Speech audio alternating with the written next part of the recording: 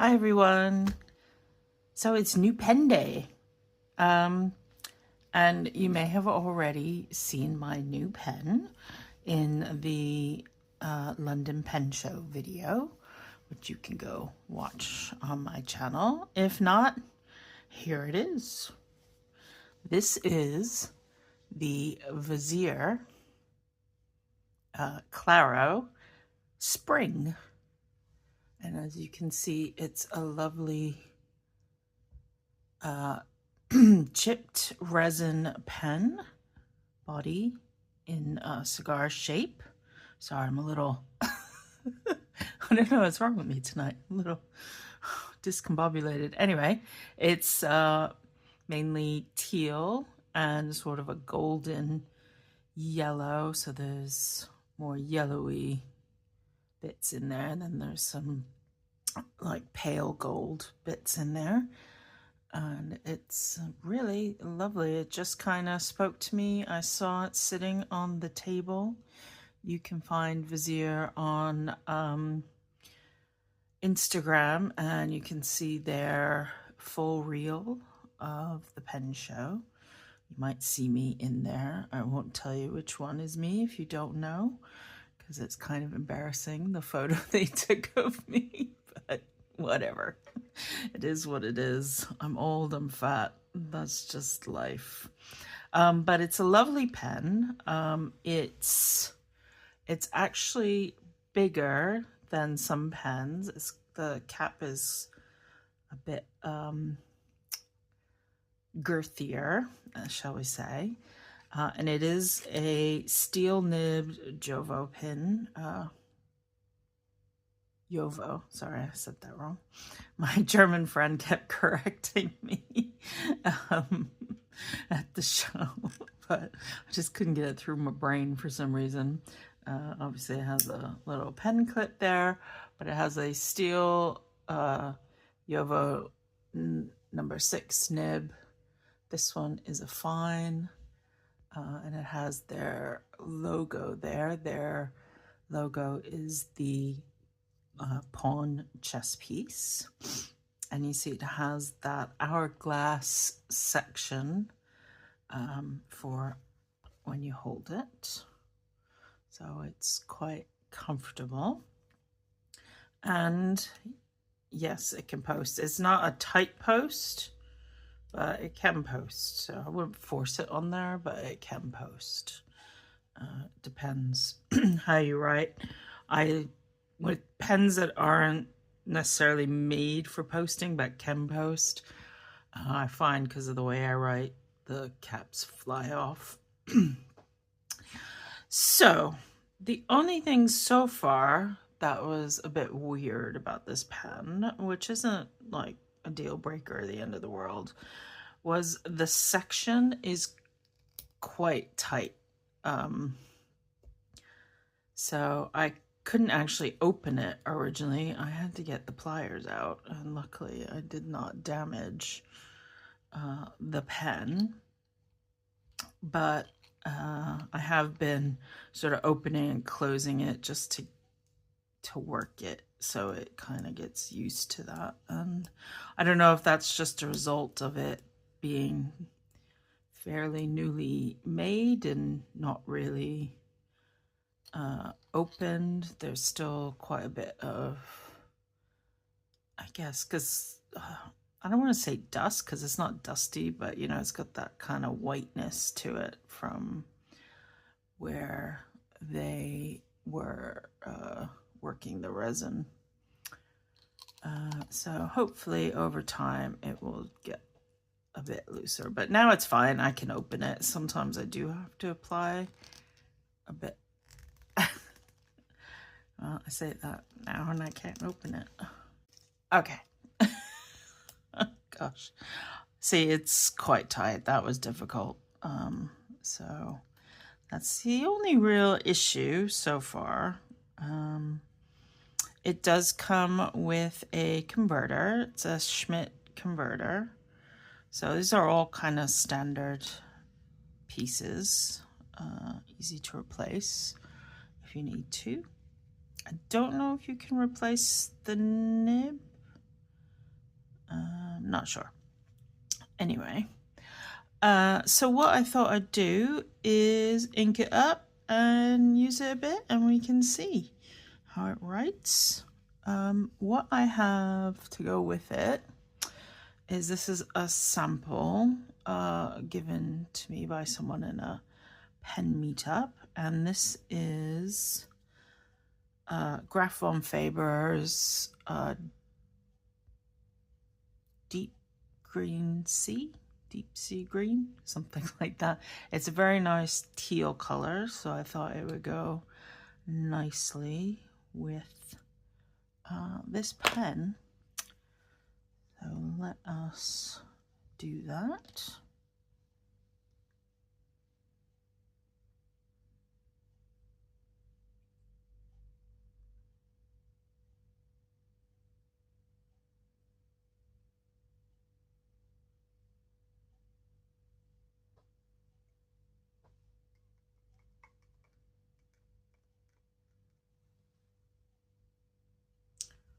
I got a good bit in there,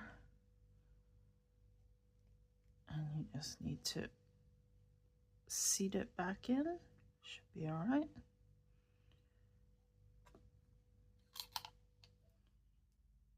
And I guess the trick is maybe don't get this all the way tightened. It feels weird though to have a gap, but you can kind of see there's a circle of teal that's on the threads as well as the section, so I just kind of matched those up. And there's still a little bit of a gap, but hopefully that won't make a difference, but make the pen easier to write. I mean, easier to open. So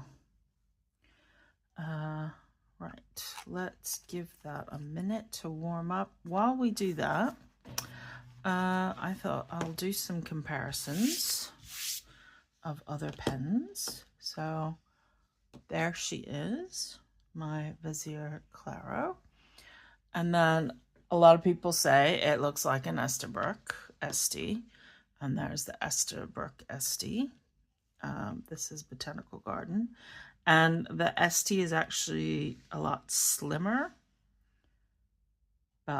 It is a similar length and obviously a similar good cigar shape. I almost said guitar shape. And my SD, I did just get the steel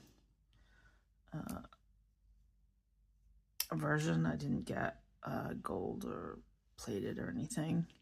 So that is the SD Open, and that is the Claro Open. And the Claro is a tad, you can see there, tip of my fingers width taller than the Esterbrook, but essentially very similar. I believe the SD also has a Yovo nib. And one of the differences being that the SD has more bands around the section and the grooves, and the Claro does not. The SD feels slightly heavier. The Claro is actually quite light considering how big it is. And let's compare it to something else.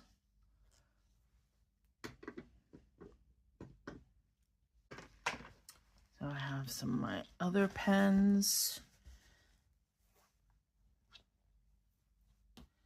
So that is my Laban 325, which is probably the biggest pen that I have. And it's nearly this, yeah, it's the same length with the caps on. And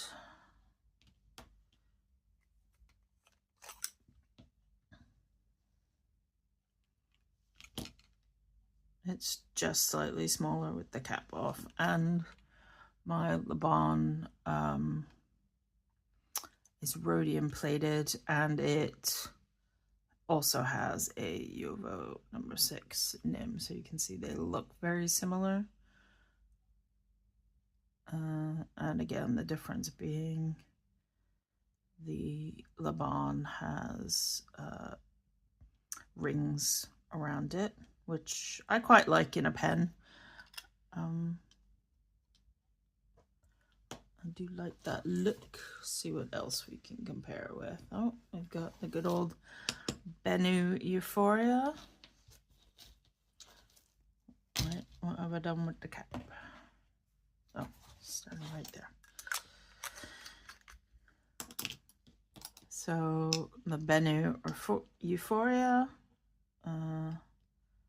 again, pretty much similar size. Euphoria just coming in a little bit taller. And I believe Bennu Euphoria use JoWo nibs as well. And it's slightly taller, this one, the Bennu. And also simpler section. But of course, it's so blingy. I don't know, you need that little bit of black to break it up, don't you? And last but not least, compare it to a TWSBI, I guess. TWSBI Echo. We can also, my Lamy All-Star, which are similar sizes, so just a little bit shorter. And with caps off.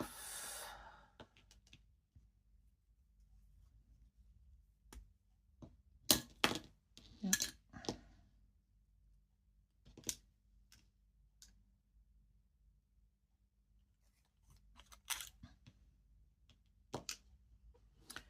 And you can see how much bigger the JoWo number 6 is to what's on the TWSBI Echo and the All-Star. But nearly the same heights. These two are actually a little bit taller with the cap off. So, I mean, this is in the range of my bigger pens. Definitely, which is fine. I like a big pen. We like a big pen. Cool. So now let's see if this will write.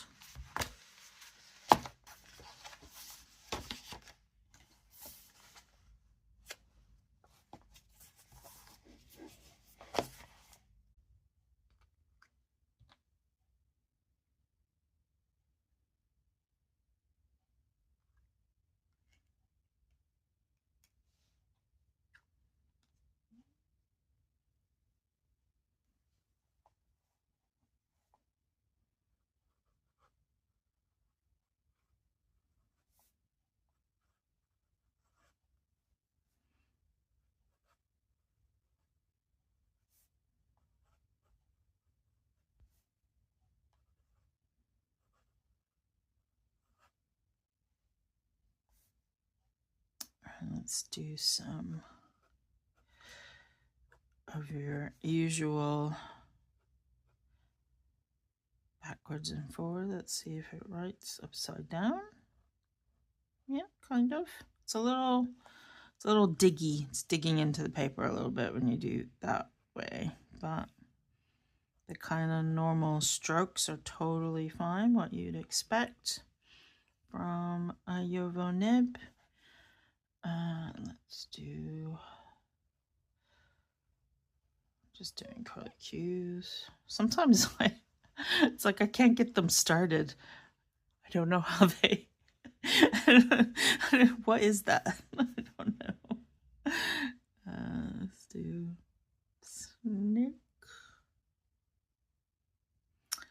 Yeah, that's pretty decent. I mean, it's a JoWo nib, just your standard steel JoWo nib, so I would be worried if it couldn't just do the basics. And this is von Faber. And I have it written down here. I'm going to sneak a look because I actually swatched this several days ago. Graf von Faber Deep Sea Green. Deep Sea Green. Yes, and that's definitely the green teal you would expect. I will show that ink off better at another time. But I thought just to test it a bit more, I'll do some writing, which I'll speed up. But I'm going to use my tablet, and I've got here.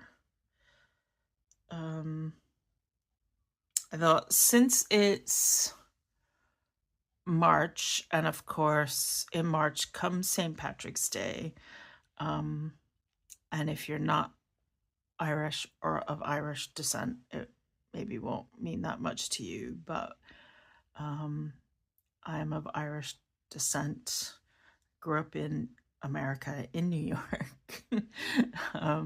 My father is second generation, making me third generation, but you know, Americans are quite into their I don't know, genetic history, their lineage, that kind of stuff. So of course I was raised on that, but that's neither here nor there. But because of that, I thought I would go with an Irish band that I have loved since the 80s, and I was much, much younger, and that is U2. And I wanted to copy out some of the lyrics from one of my favorite U2 songs from what I think is their best era. And this is A Sort of Homecoming. And it comes from the album Unforgettable Fire. And this is from like, I forget what year it's even from, but like not quite early, like to mid 80s. And yeah, that for me is U2's time. They actually got more popular later in the early 90s, and I did enjoy some of that music, definitely even into the later 90s and stuff. But you know, I feel like some bands just have a moment when they get discovered, and that's the moment that lives with you. And for me, it's this. So I'm gonna copy out some of these lyrics with my new pen, and then we can talk about it a little bit more.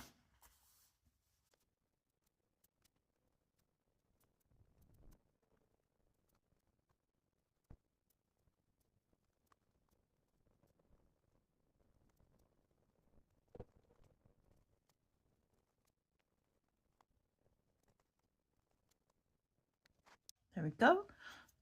It's so weird. I'm copying that out, but it's silent in here. Like there's no music playing, but I can literally hear Bono singing the lyrics in my brain, like in my mind. It's crazy how that works. Yeah, I would say that is a good writer.